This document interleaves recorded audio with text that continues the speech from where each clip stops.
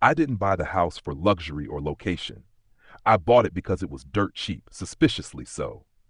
5 bedrooms, 3 baths, 2 acres, and a detached garage that looked like it held secrets older than the neighborhood gossip.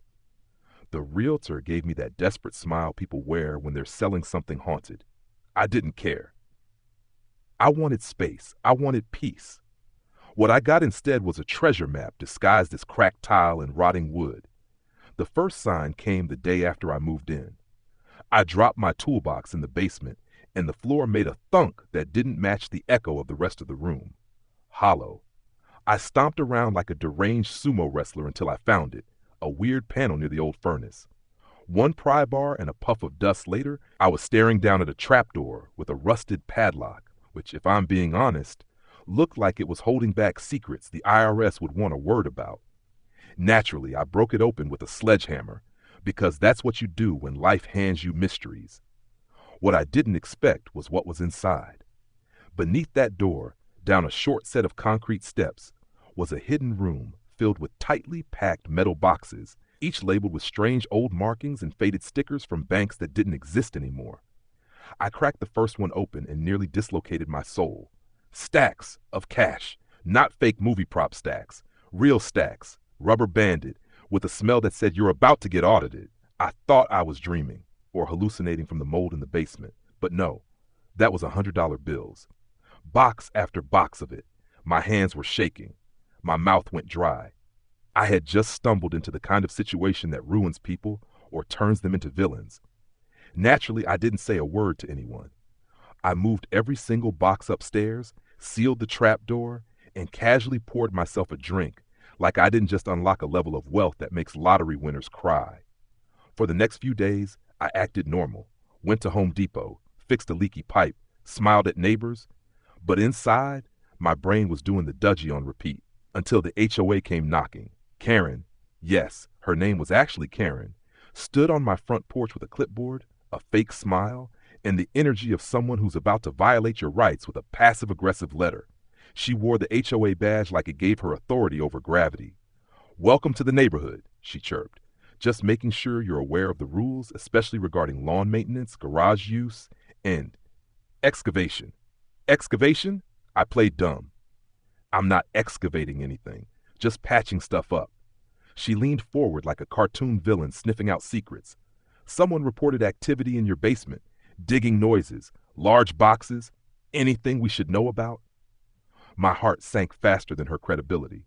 I kept my cool. "I dropped a couch. Must have been that." She didn't buy it, but she smiled like she did. "Well, you know the HOA owns mineral and historic rights to the neighborhood. Just saying. Wouldn't want you to stumble into something you can't keep." That's when it hit me. Karen knew, or thought she knew. And if she got her claws on what I found, I'd be buried right next to those boxes, but without the wealth. The countdown had started. This wasn't just about money anymore. This was war. And I had a feeling Karen and her HOA minions were about to find out what it felt like to lose everything. I decided to play possum. Let Karen think I was just another clueless homeowner with peeling paint and broken dreams. Meanwhile, I was secretly transforming my house into Fort Knox meets Ocean's 11. The boxes of cash? Moved.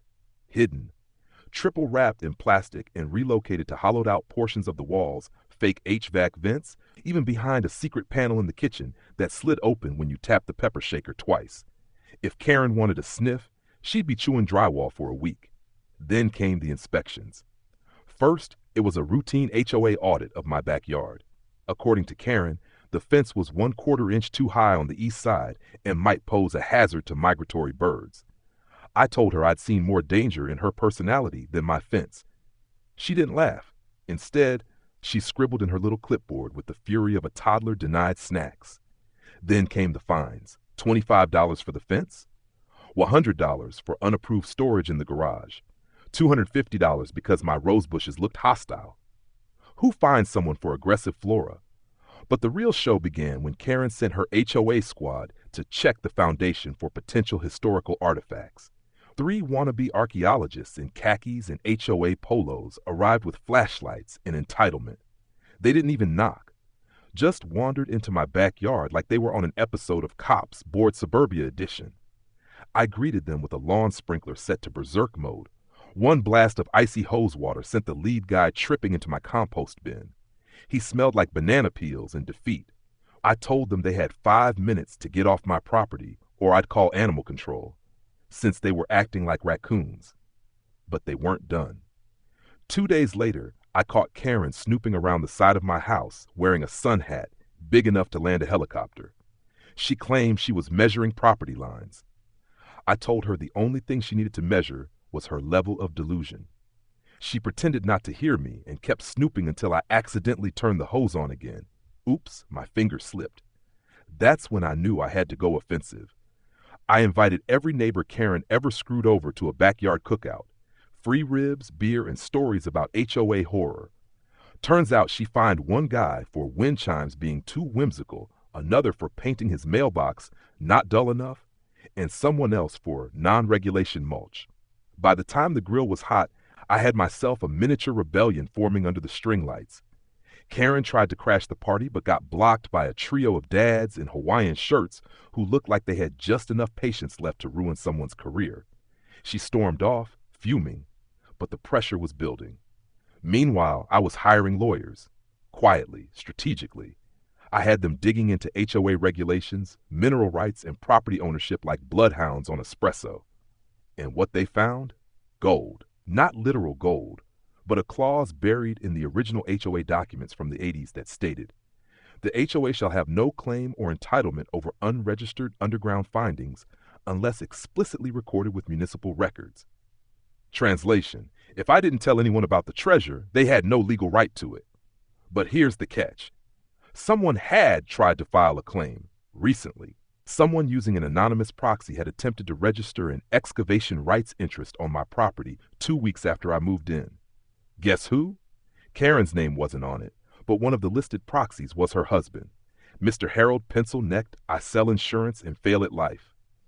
The pieces were falling into place, and I knew what was coming next. The HOA wasn't just circling my property anymore. They were preparing to strike. They wanted that money, bad. I knew they'd make a move soon, but I didn't expect them to show up like a suburban SWAT team. It was a Wednesday morning. Birds were chirping, I was sipping coffee in my robe, and then I heard the unmistakable screech of low-budget authority. Karen's Prius rolling up with 5 other HOA board members crammed inside like entitled sardines. They piled out in matching windbreakers, clipboards at the ready, their faces locked in an expression somewhere between constipation and moral superiority. They claimed they had legal permission to inspect the structural integrity of my basement. I almost spat coffee from laughing. I told them the only thing structurally compromised was Karen's sense of reality. That didn't stop her. She whipped out a forged document that looked like it had been photocopied in a gas station bathroom and declared the basement a community hazard. I said, "You've got 10 seconds to get off my porch, or I'll show you what a real hazard looks like." That's when she smirked and said, "You wouldn't dare interfere with official HOA protocol." I said, "Karen, this isn't protocol. This is a bad episode of CSI Clueless Edition," and I slammed the door in her face. But I knew they weren't done. So I called up the most vicious real estate lawyer I could find, a guy named Mike with a buzz cut, 3 ex-wives, and a personal vendetta against HOAs. He didn't even flinch when I told him about the buried cash. In fact, his first words were, "Oh, hell yes, let's ruin their lives." Together, we started building a case: fraud, trespassing, document forgery, and attempted theft. But while we were collecting evidence, Karen doubled down. She filed a formal complaint to the city, claimed I was disturbing the neighborhood ecosystem by hoarding large quantities of non-native material. I nearly choked on my sandwich when I read that. Non-native material? Karen, it's cash, not bamboo. Then came the drone. Yes, the HOA bought a drone. Or rather, Karen's weaselly nephew who thinks he's the next Elon Musk brought over his drone and started flying it over my property. I saw it hovering like a nosy wasp near my chimney, so I did what any rational person would do. I took a tennis racket and smacked it into next Tuesday. It landed in my koi pond like a dead beetle. Karen filed a vandalism report. I framed the drone pieces and hung them above my fireplace under a plaque that said, "Don't spy on me unless you like swimming." But the final straw? They sent a letter from the HOA Special Treasury Committee claiming that, due to newly revised bylaws, any financial windfall discovered on HOA-controlled land must be declared and split evenly among board members. I burst out laughing so hard I had to read it again. These people really thought they were Ocean's 11, but they were more like desperate housewives with delusions of grandeur. The best part? They cited Section 9.4 subsection Q as their legal basis. There was no Section 9.4. There wasn't even a Section 9. I had the original document sitting in my safe, and Mike had a notarized copy from 3 separate sources. At this point, I was no longer just trying to protect the money. I was plotting revenge. And trust me, revenge wasn't just a dish best served cold. It was coming with a flamethrower, court subpoenas, and a giant neon sign that said, "Don't mess with me." And Karen? She had no idea the trap was already being set. She was still out there pretending she had the upper hand, while I was quietly preparing to flip the entire board on its head. They wanted war. And war was exactly what they were going to get. By now, every time I heard the mail slot jiggle or saw Karen's marshmallow-shaped shadow pacing on the sidewalk, I felt like I was living in a low-budget thriller. Except instead of the CIA, I was up against a peppermint-scented nightmare in yoga pants in a superiority complex. But see, what Karen didn't know was I had already filed a preemptive lawsuit. Every single fraudulent act she committed was now a ticking time bomb in legal paperwork. And I had the detonator. She was still too distracted, sniffing around my property like a golden retriever with a PhD in nosiness, to realize the leash was tightening. I had surveillance footage of her henchmen digging around the back of my garden like badly trained raccoons. I even caught Chad, the HOA treasurer, trying to measure the soil depth with a plastic spoon. A plastic spoon. I almost pitied the man until he stepped on my prized lavender bush. Now it was personal, so I went nuclear. I called a press conference. Yup, a full-blown, camera-clicking, coffee-catering press conference on my front lawn. I figured if Karen wanted attention so badly, I'd give it to her on a silver platter with paparazzi seasoning.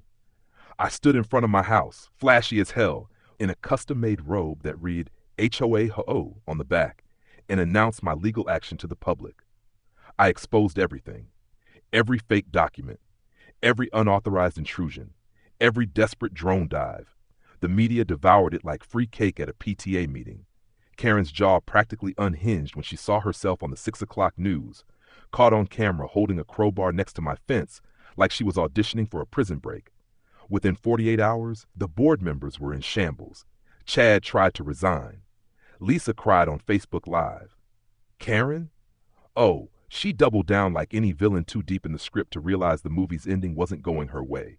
She claimed I sabotaged her good intentions and was illegally harboring government property. I responded by mailing her a box of plastic spoons with a handwritten note that said, "For your next excavation, Indiana Jones." Meanwhile, I wasn't done playing chess while they were flinging checkers into a blender.